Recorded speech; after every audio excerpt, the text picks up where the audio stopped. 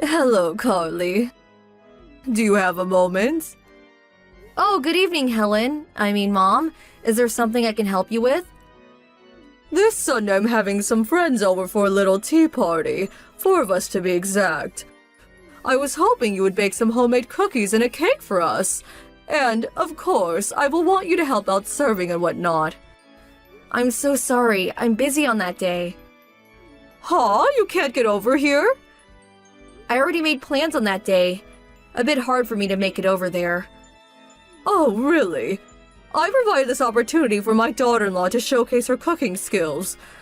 Thought it would be a great way to leave a good impression on my friends. I went out of my way to provide you with this opportunity and you reject it? That's why everyone says you're inconsiderate daughter-in-law. You seem to be the only one calling me an inconsiderate daughter-in-law. How could you say such a disrespectful thing to your mother-in-law? I also experienced being a daughter-in-law, therefore I know when you're being inconsiderate. Even if no one else is saying it. If I'm saying you're inconsiderate daughter-in-law, well, it's the same as if everyone is saying it. I see. I'm giving you a chance here to redeem yourself. Make a good impression. I simply cannot believe your behavior. Like I said, I already made plans for this Sunday. Then simply reschedule. I'm really sorry. I wish I could, but I just can't. That day is... What are you saying? You didn't forget, did you? I never forget things, unlike you. Don't treat me like I'm going senile or something. Please, I'm not implying such a thing. So do you still want me to change my schedule? Oh, just forget it. If you're so reluctant, don't come. Besides, you get here with that attitude and serve my friends. I'll be the one that will end up embarrassed. But I still want you to make the cookies and cake. I'm really sorry, but I don't have the time for that either. Just bring it to the house on Sunday morning. You're not hearing me. I can't do it. Okay, I'll be waiting for those delicious cookies. I'll say it again. No is no.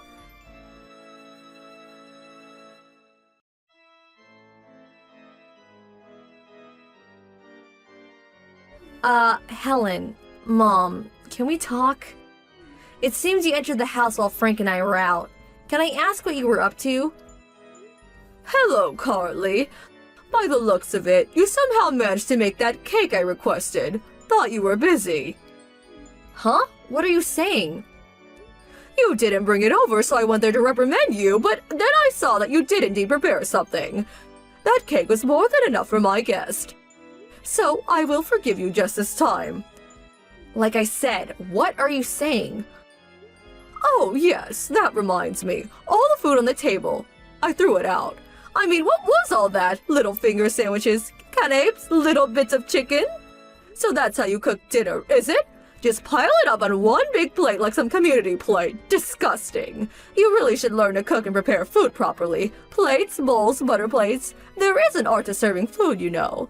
Kids won't learn proper etiquette if you serve food on one big plate like it's party food. Well, at least bring back the cake.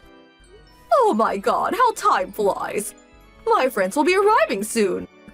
Please, Helen, Mom, please bring the cake back. Please. I made that for today. It's a special occasion. Yes, that's exactly right. Thank you so much for the cake. I can't believe you're doing this knowing full well what today is. Oh, my friends have arrived. Sorry, I won't be able to return your line messages. Mom, please.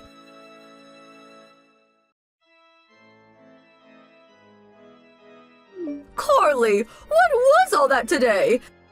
How dare you come to my place and shout into the intercom? If you want that cake so bad, go buy one down the street. All my friends were shocked. You yelling for your cake back. I was so humiliated. Answer me. Say something. The messages alerts were getting on my nerves, so it's you. Mom, what do you want now? Getting on your nerves, huh? You locked the door, ignored my pleas, and enjoyed the cake with your friends. Well, you seem to have a problem with your attitude. That's not my problem. What did you just say? How dare you talk to your mother-in-law like that? My son will hear of this. Helen, You know perfectly well what day today is. And you do this? So you hate your daughter-in-law, but do you also hate your grandson? Huh? You just completely ruined your grandson's birthday party. Huh? Birthday? That's right, it's your grandson Christopher's birthday today. Wait 1 second, would you... Christopher's birthday? Today? What? Are you serious? You had no idea? His birthday. It was today? That's right, it was his 7th birthday today. Happy birthday was written on the cake, or did you not see that? I didn't notice it. Huh? But you said you never forget such things. What was that all about? I thought you were talking about your little get-together with friends. Huh? Seriously? You know, you meet once a month, right? That was when he was in kindergarten. I don't meet with those moms anymore. Besides, I told you about Christopher's birthday party many times. I told you that I was inviting friends and Christopher's kindergarten friends today. I also said not to make any last-minute requests because I was busy preparing for the party. Really, I don't really recall. Your husband was there too, so I'm sure he remembers. Oh, I see. Well, then. Why didn't you mention it when I was talking about having that tea party with my friends? If you had just simply mentioned that, well, we wouldn't be in this mess. Every time I try to tell you something, you always cut me off. You get upset for interrupting. Then you turn around and spread rumors about me, making me look like some kind of monster. What? Helen, Mom, I'm really sick of this. I just wish you would stop giving me a hard time. I never. The main problem seems to be that you never really listen to what I have to say. Every time I try to explain something to you, you always brush me off. I sent you a line message on numerous occasions, but again, you would just turn your nose up at it, not even see it. I never did that. Oh yes, you did. In fact, about 6 months ago, I told you in advance that we would be gone for 2 days to visit my folks, but you, as always, ignored her message and came right over. Thinking we were there, you started shouting in the intercom and ringing the doorbell over and over again.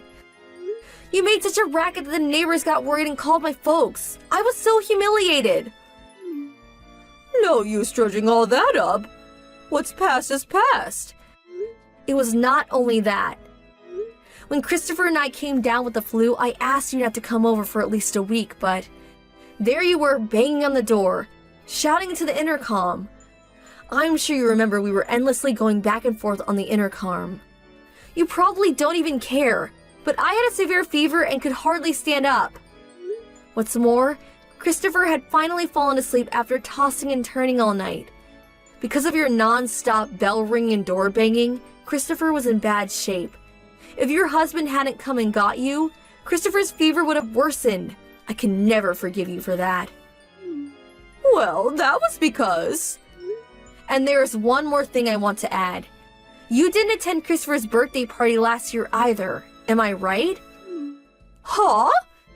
Such a waste. I invited you way in advance. A friend apparently called you on that day and you went shopping as I recall. But your husband showed up. Actually, we were all befuddled by your actions.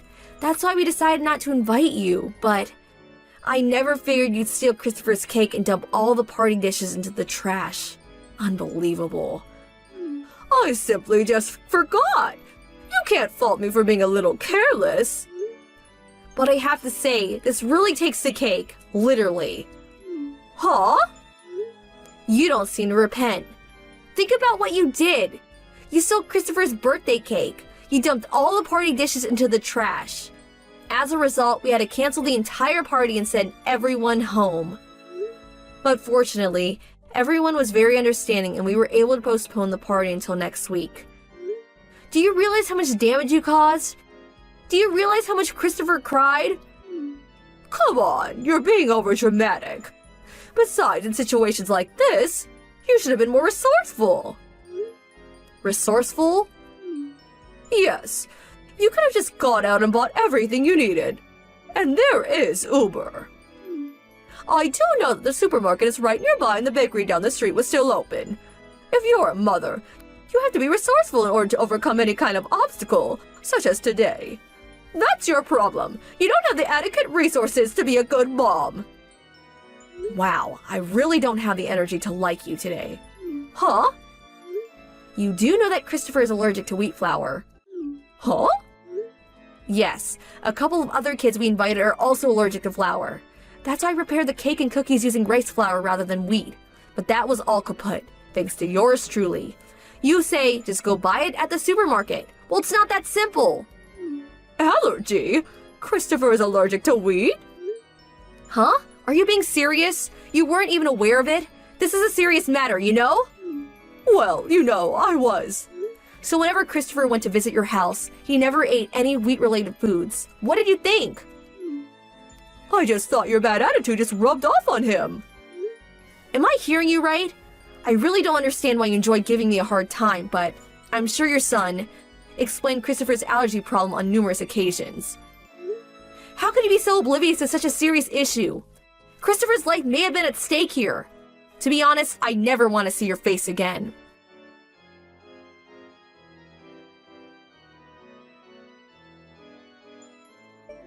My husband was also following this conversation. He was so angry that he stormed over there and gave my mother-in-law a real dressing down. And she finally confessed to all the pestering and the atrocities treatment of me. It turns out she took credit for making the cake, and as for me, of course, she depicted me as some kind of monster that never cooked or took care of the family, much less her child. But fortunately, such lies don't get very far. People who know me quickly refuted such blatant lies. She couldn't handle all the whispering and rumors about her that she decided to move away, to a relative's place way out in the country. And her husband seemed to come to his wits' end too. This incident seemed to be the last straw for him. Apparently, he finally submitted papers for divorce.